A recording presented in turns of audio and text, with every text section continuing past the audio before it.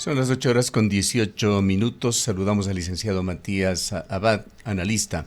Él fue gobernador de la provincia de El Azuay.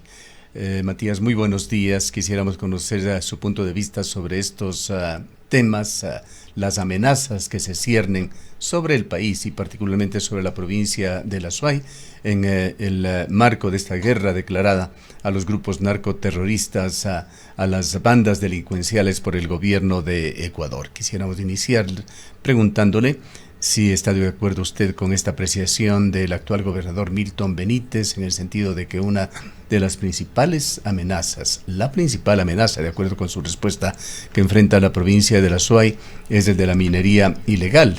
A eso se ha sumado un reciente reporte del portal Código Vidrio que había señalado que los lobos dominaban la minería en el cantón azuayo de Ponce Enríquez. Le damos la bienvenida y le escuchamos.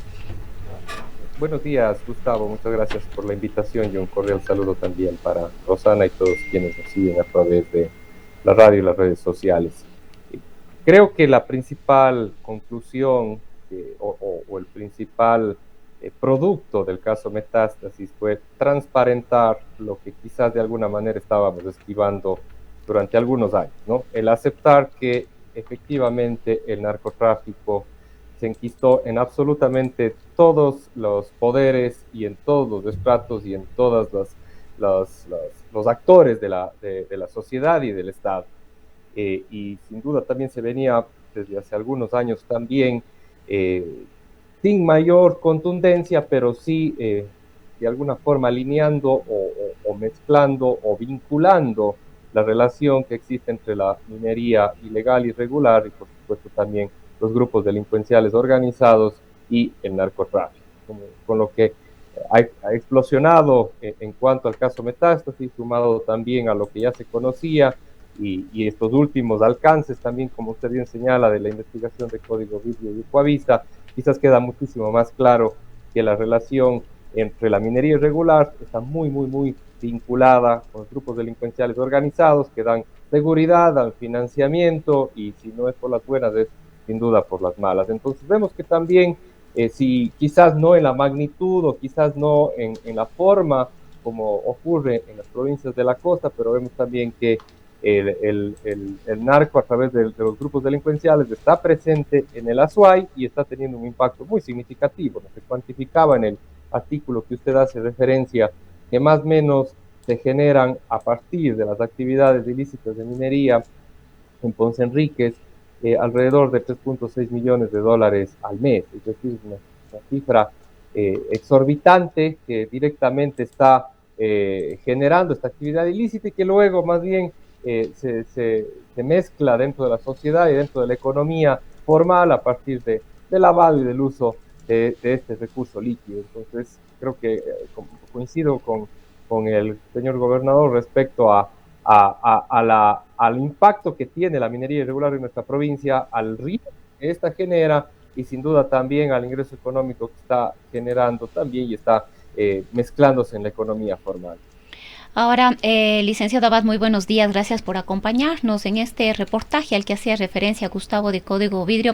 Se habla también de ciertas autoridades o personas que de una u otra manera han estado vinculadas con ciertos cargos de dirección, de elección, que también tendrían ciertos vínculos en esta ola de criminalidad en relación a este tema, ¿no? La minería ilegal y todo lo que implica esta minería ilegal que usted mismo ya nos acaba de detallar, ¿no? La incursión del narcotráfico, armas, prostitución, trabajo infantil, en fin, una gran cantidad de otros abusos, además que se dan alrededor y otras violencias que se dan alrededor de la minería ilegal. Pero esto también es necesario, depurar y transparentar quienes de una u otra manera facilitan o se hacen de la vista gorda para que hechos de este tipo se sigan dando.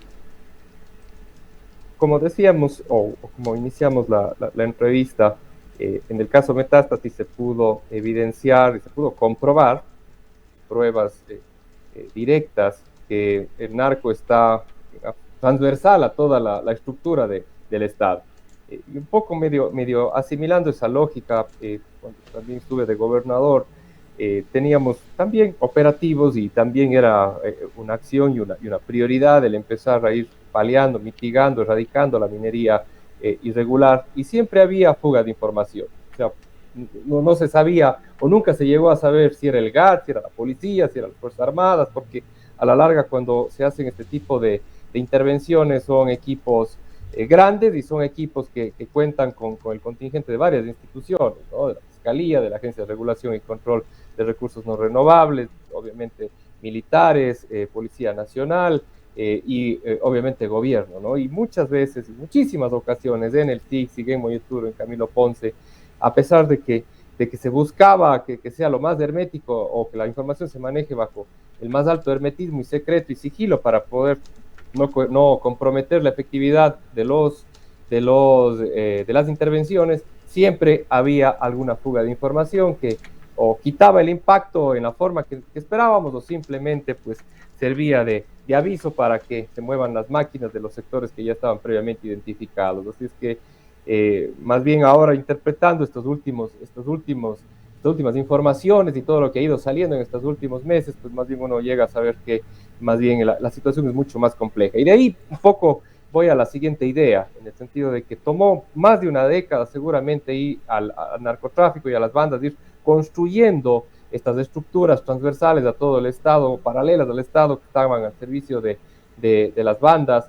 Y también hay que entender como ciudadanos, especialmente aquellos que de alguna forma dicen, bueno, van a salir los militares 60 días y de ahí salimos victoriosos, ¿no? O sea, Colombia estaba más de 50 años y el problema no termina, ¿no? Hay que también estar muy conscientes de que este problema es mucho más complejo de lo que parece, es un problema que va a requerir de ir fortaleciendo los equipos de inteligencia, Fuerzas Armadas, Policía, y sobre todo porque no es una guerra usual en el sentido de, bueno, está el enemigo, pasamos la frontera y todo lo que está del otro lado de la frontera pues tiene que ser eliminado, ¿no? Aquí estamos dentro de una lógica de guerrilla urbana en la cual el policía o el soldado va a enfrentarse a interpretar quién del otro lado es el enemigo y quién no, ¿no? Entonces se vuelve una guerra muy compleja, ¿no? Estados Unidos cuando intervino Irak, Afganistán, ni ellos pudieron en su momento salir victoriosos en un corto plazo, ¿no?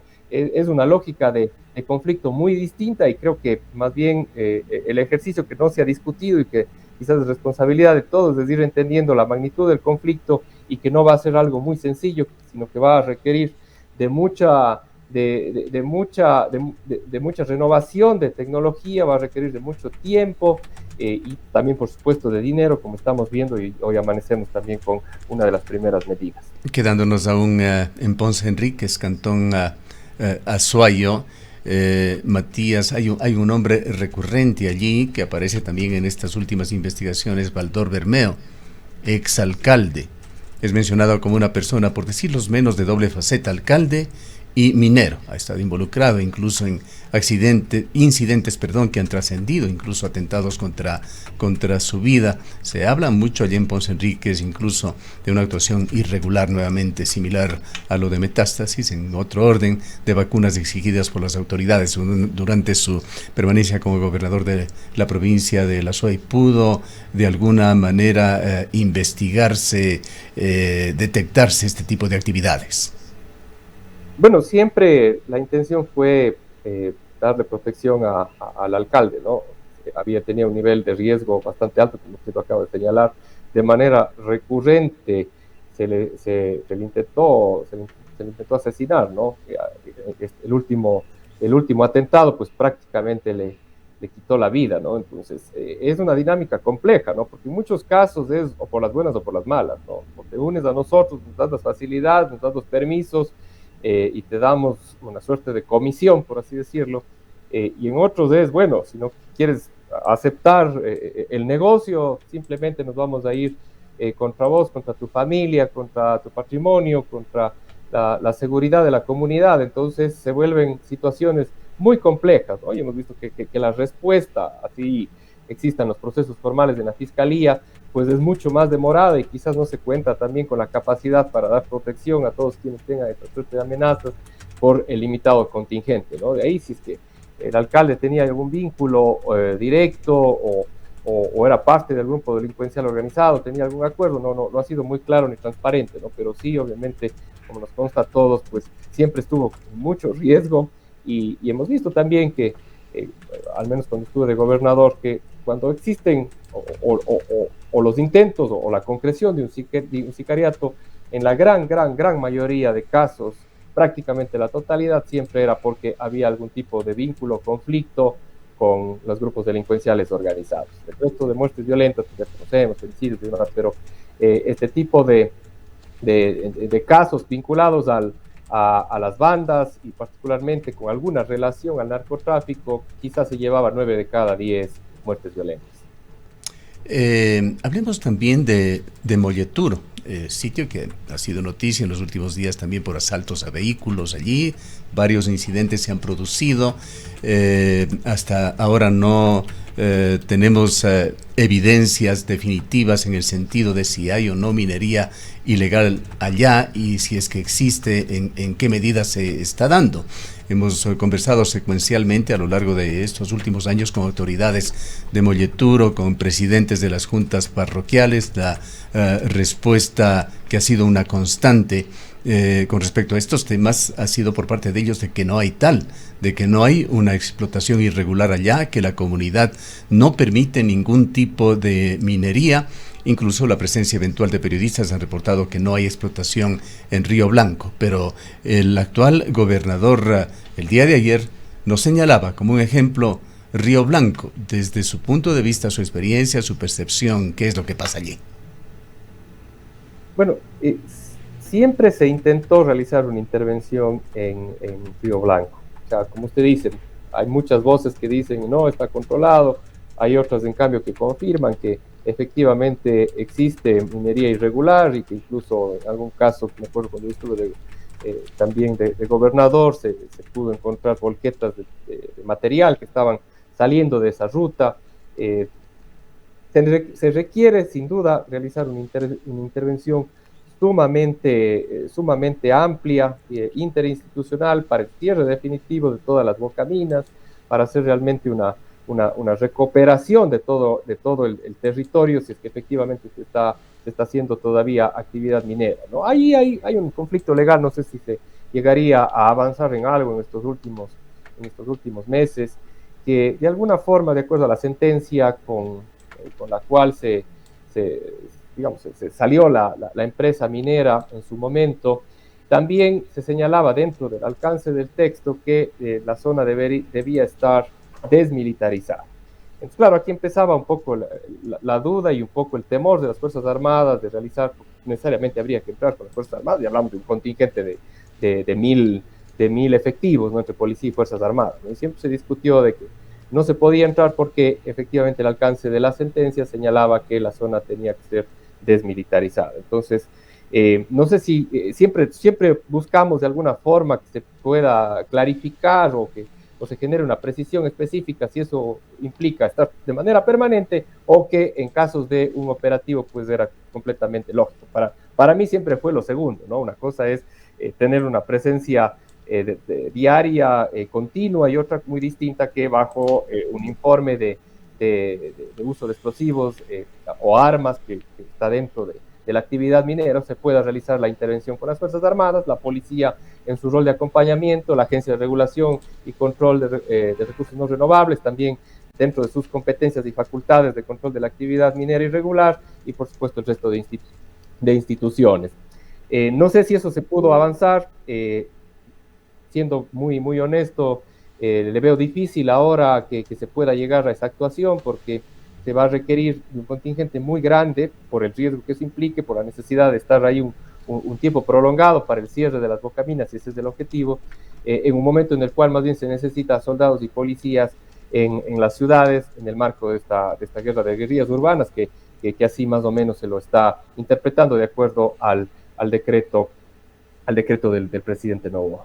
Ahora, Matías, en lo que es esta situación que tiene que ver con minería ilegal y minería legal o minería concesionada, y en esa larga puja, por llamarlo de alguna manera, o pulsación de fuerzas entre la población de la Azuay, que se manifestó muy claramente a través de una consulta popular, población de Cuenca para ser concreto, y los gobiernos de turno por las defensas de las fuentes de agua.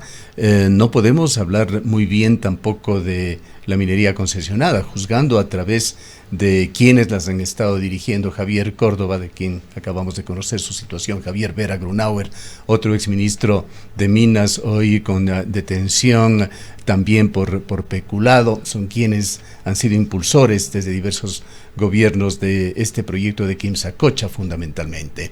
Por allí recordamos que canalizamos a la gobernación de la Azuay una denuncia agravada de un minero que buscaba una concesión en el SICSIC y que recibía solicitudes de coimas. Nuevamente el tema de las vacunas de un funcionario de Arcom.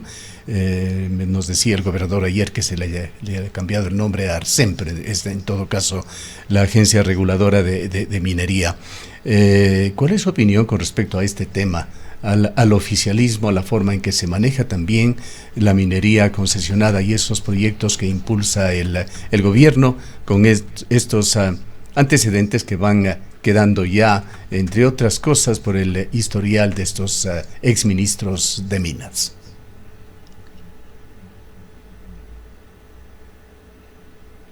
Entiendo que no se ha dado o no se ha entregado ninguna concesión en los últimos años ya, ¿no? Creo que todo lo que este momento, como usted señala, de manera oficial existe en cuanto a actividad minera regular son concesiones ya desde hace varios años, ¿no?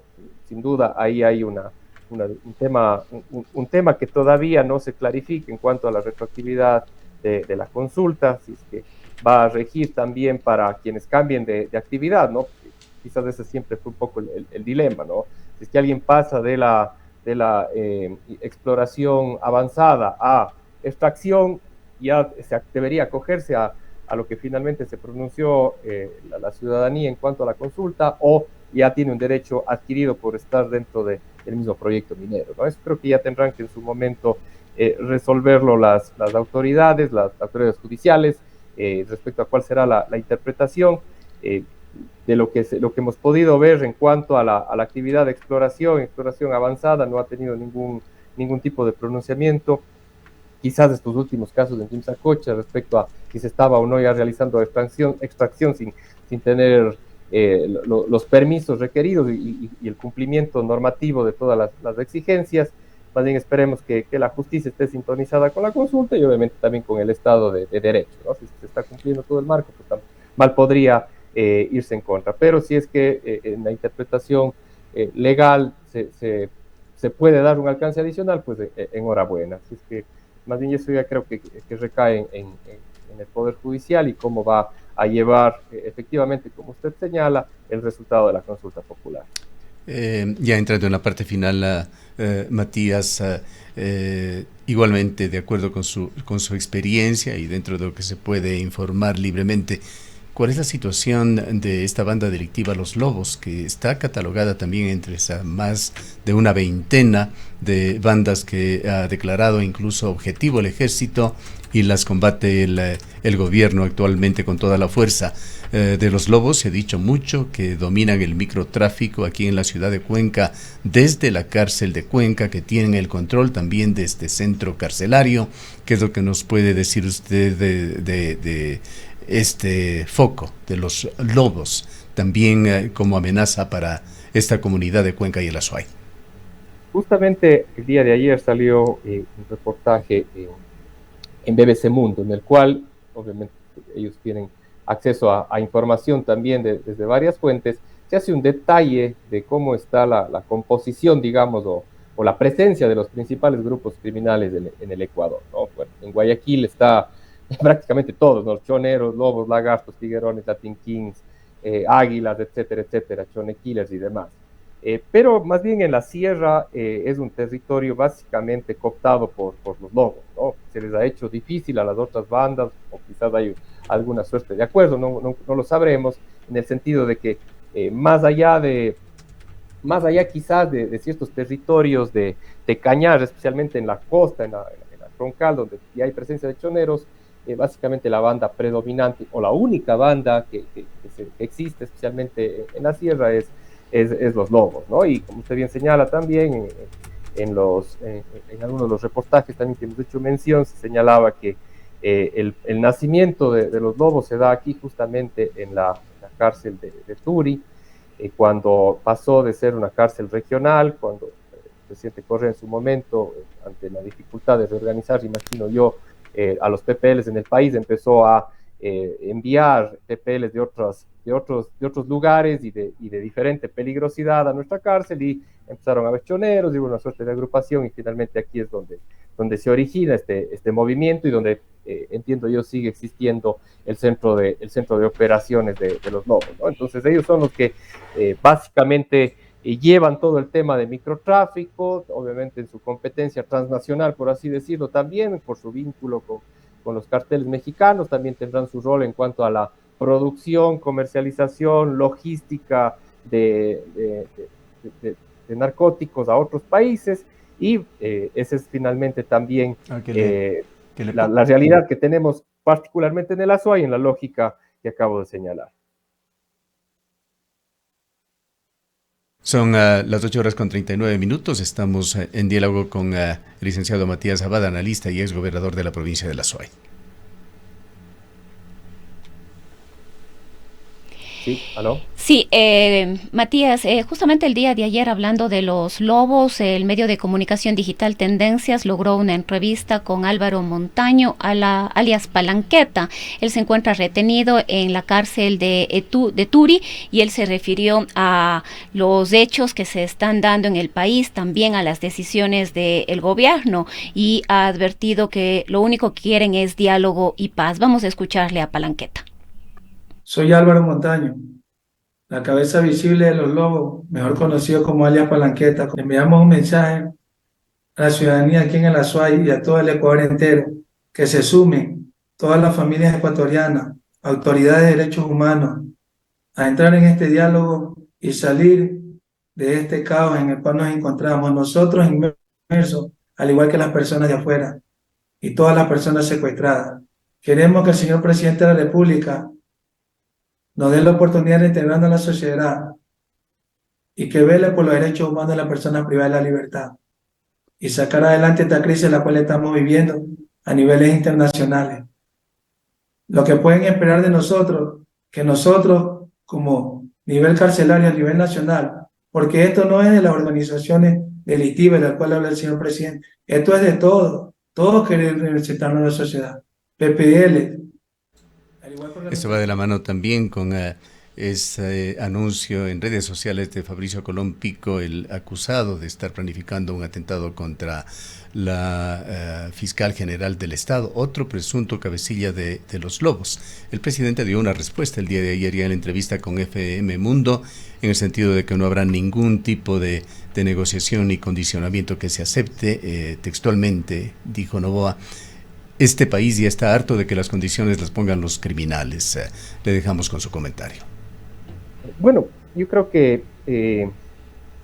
más allá de que por lo menos hemos tenido un par de intervenciones del presidente, no tenemos mucha claridad de realmente cuál es el plan. Obviamente no en la profundidad que podría comprometer el alcance del plan, sino un poco hacia dónde vamos, ¿no? El presidente, quizás en momentos cuando tiene que llamar a la unidad, más bien ha tenido pronunciamientos que de alguna manera nos han dejado incómodos, desestimando el apoyo quizás de otros actores. Obviamente todos estamos a favor de la democracia y la paz, y todos estamos respaldando que finalmente las Fuerzas Armadas salgan victoriosas, pero quizás sí necesitaríamos un poco más de liderazgo y claridad por parte del presidente. Creo yo no tengo muy claro hacia dónde vamos, ¿no? O sea, si realmente realizamos intervenciones en la costa, detenemos a los miembros de los grupos delincuenciales organizados, les llevamos a la cárcel, y en las cárceles están sus mismos colegas, sus mismos compañeros, o sea, es como que estamos en un círculo vicioso, ¿no? ¿Hacia dónde vamos a salir, no? Se nos presenta una maqueta, no es la comparación, pero es lo primero que se me vino a la mente, como cuando siempre vienen los candidatos a la alcaldía de Cuenca y nos presentan la maqueta del nuevo estadio de Cuenca y nunca se hace, ¿no? No hay plazos, no hay presupuestos, no se nos indica cuál va a ser el camino para que se apruebe una obra de esta magnitud, cómo se la va a financiar, va a alcanzar con los 1.500 millones que se va a recaudar con el 3% adicional del IVA, pues el 3% adicional del IVA más bien lo van a licuar para pagar gasto corriente, las deudas que se tienen con los GATS, y no va a quedar nada para seguridad. Va a haber otras medidas, se va a acompañar también con la focalización de los subsidios, otro tipo de medidas estructurales. ¿Qué esfuerzo además va a hacer el Estado y el gobierno en esta lógica, ya que como vemos, si es que se avanza con lo del IVA o con la focalización de los subsidios, la clase media es la que va a ser más afectada? ¿Va a hacerse algún esfuerzo desde el otro lado? Quedan muchísimas interrogantes, quizás por el momento que está viviendo el país y las decisiones que tiene que tomar el presidente. No ha podido darse el tiempo de explicarnos con claridad, y tampoco que sus ministros han estado empoderados o con la información suficiente. Sin embargo, obviamente el mensaje va a ser de apoyo, de unidad, de esfuerzo, y estaremos todos los ecuatorianos para lograr finalmente ir paliando y mitigando todo lo que se viene.